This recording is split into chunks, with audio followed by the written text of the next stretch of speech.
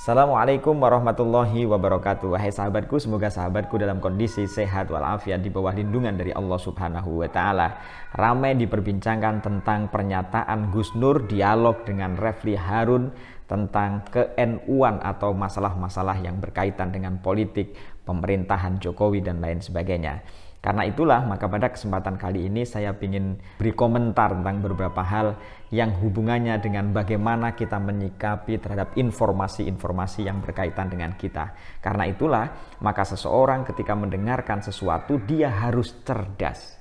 Dia harus memiliki pengetahuan supaya tidak gampang tersulut emosi dan supaya dia tidak gampang terpengaruh terhadap apapun yang sampai kepada kita.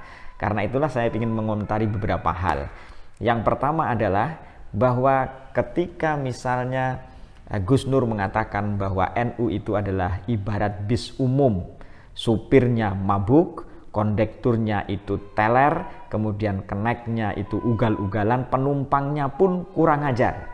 Tetapi apakah benar demikian begitu jeleknya NU ketika berdekatan dengan penguasa atau dengan kekuasaan? Kita melihat, wahai sahabatku, kalau misalnya kita melihat sejarah masa lalu, banyak yang ditimbulkan dari kolaborasi antara ulama dengan umaro. Itu sangat banyak sekali. Kita bisa melihat contohnya misalnya bagaimana kolaborasi antara Abul Hasan Al-Asy'ari, Imam Syafi'i pun bahkan pergi ke Mesir karena gubernur Mesir itu ceritanya juga memiliki hubungan yang baik dengan Imam Syafi'i, Al-Kindi, dan juga masih banyak tokoh-tokoh yang lain. Imam Malik ketika menyusun kitab Al-Muwatta itu pun juga setelah berdiskusi dengan penguasa pada waktu itu. Jadi hubungan antara ulama dengan umaro itu memang harus berjalan secara sinergis. Keduanya saling mengisi. Persoalannya adalah bagaimana cara saling mengisinya itu. Maka tentu ada dua cara. Ada yang cara mengisinya dengan cara jalur kultural namanya. Ada jalur mereka tidak masuk dalam kekuasaan.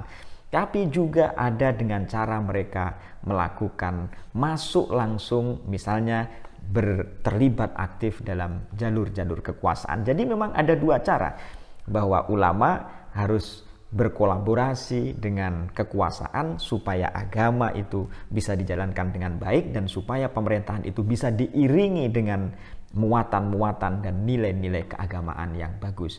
Jadi kalau misalnya mengungkap apa yang dikatakan oleh Gus Nur misalnya bahwa NU itu adalah bis umum, itu tentu patut dikritisi. Benarkah demikian? Apa buktinya? Apa datanya? Dan lain sebagainya. Apakah data itu benar valid atau tidak? Kita akan melihat misalnya bahwa penumpangnya itu ada liberal, ada sekular, ada sekelompok sekuler, ada PKI. Itu perlu dimunculkan dengan data. Wahai sahabatku, tentang apa itu definisi liberal, kita pun juga harus cerdas juga. Apa itu tentang sekulerisme itu apa? Kita pun juga harus cerdas juga. Apa itu PKI? Misalnya kita harus cerdas bahwa liberal misalnya bermacam-macam. Kita harus membaca pemaknaan liberal itu kayak apa. Misalnya saya membaca buku, misalnya ini ada Islam Liberal, a source book dari Charles Kurzman. Ada lagi Islam Liberal dari Greg Barton. Ada yang liberal misalnya dari tokoh-tokoh yang lain yang itu memaknai liberal secara berbeda-beda. Lalu apa memang bahwa yang dimaksud liberal dalam agama itu menjadi sesuatu yang sifatnya negatif? Itu kan perlu dikritisi. Kalau misalnya Imam Abu Hanifah yang sangat kritis misalnya itu dianggap sebagai liberal, berarti liberal yang dalam konteks apa itu? Jadi ketika misalnya Imam Malik pernah berkolaborasi ketika menyusun Al-Muwatta itu pernah dikatakan, coba ketika menyusun sebuah kitab hindari sangat ketatnya kekakuannya dari Ibnu Umar, pelonggaran dari Ibnu Abbas, dan juga kontroversial dari Ibnu Mas'ud. Ketika Ibnu Mas'ud itu nanti menurunkan murid-murid terus sampai kemudian menginspirasi kepada si Imam Abu Hanifah misalnya, apakah ini lalu dianggap sebagai liberal? Maka pemaknaan liberal pun juga harus kita kritisi apa yang dimaksud dengan liberal itu, sehingga orang banyak menuduhkan NU liberal, tapi apakah liberal itu lalu bermakna negatif? Jangan-jangan ketika kita membaca banyak buku, lalu kita mengerti bahwa sesungguhnya liberal itu ada sesuatu yang memiliki makna yang positif juga.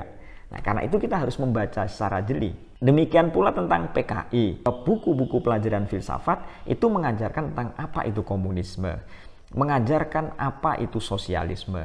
Jadi sosialisme, komunisme itu diajarkan di perguruan tinggi, di kajian-kajian filsafat itu selalu membahas tentang apa itu komunisme, apa itu sosialisme. Karena itu kita harus mempelajari bangunan-bangunan dasar tentang komunisme, bangunan-bangunan dasar tentang sosialisme itu, sehingga ketika ada orang tiba-tiba gampang menuduh orang lain, ini komunis, nah, ini sosialis, kita tidak gampang untuk menerimanya dengan cara mentah-mentah, karena pikiran kita ini telah memiliki filter untuk menyaringnya gitu. Pun demikian tentang NU misalnya. Ketika misalnya Refli Harun mengatakan bahwa NU itu dianggap selalu dekat dengan kekuasaan, NU misalnya adalah organisasi yang sangat fleksibel. Zaman Pak Karno fleksibel, ketika Masyumi dibredel dia tidak, Masyumi dibubarkan NU tidak, pada zaman Soeharto juga katanya tidak, lalu di akhir-akhir memang pernah diobok-obok tapi Gus Dur tahan. Penjelasan-penjelasan semacam ini bisa benar, bisa tidak. Karena itu kita harus cerdas. Wahai sahabatku, misalnya saya coba kita ini membaca tentang tradisi ini buku.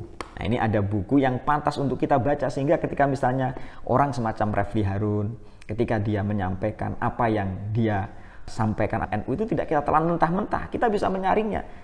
Sehingga ayo kita menjadi orang yang cerdas gitu maksudnya. Ini ada buku juga tentang paradigma politik NU. Ini juga ada buku Jihad Nahdlatul Ulama.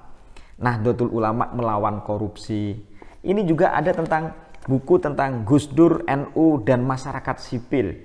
Kalau kita membaca buku-buku ini, juga sebenarnya tidaklah semacam apa yang Gus Nur dan juga Refli Harun sampaikan. Seolah-olah NU itu negatif ketika dekat dengan kekuasaan dan selalu dekat terus dengan kekuasaan. Tapi kalau misalnya dekat itu tujuannya apa? Ini buku-buku pengantar saja wahai sahabatku. Ini tentang bagaimana gerak-gerak politik NU ketika mulai zaman kemerdekaan sampai buku ini ditulis tentunya. Nah, sampai ini. Dan tentu kalau misalnya orang mengatakan Said Akil Sirot ini adalah ibarat supir yang mabuk, kata Gus Nur, supir yang mabuk. Pernahkah kita membaca jawaban-jawaban argumentasi-argumentasi dari Said Akil Sirot misalnya ketika kenapa dia begitu, ketika dia dekat dengan kekuasaan dan lain sebagainya. Dalam hal pemikiran misalnya kita bisa membaca ini, Kiai menggugat, orang-orang tidak setuju di NU biasalah kalau misalnya ada yang setuju, tidak setuju dan lain sebagainya. Tetapi ketidaksetujuannya itu justru produktif untuk NU gitu. Justru dia malah membangun untuk NU gitu.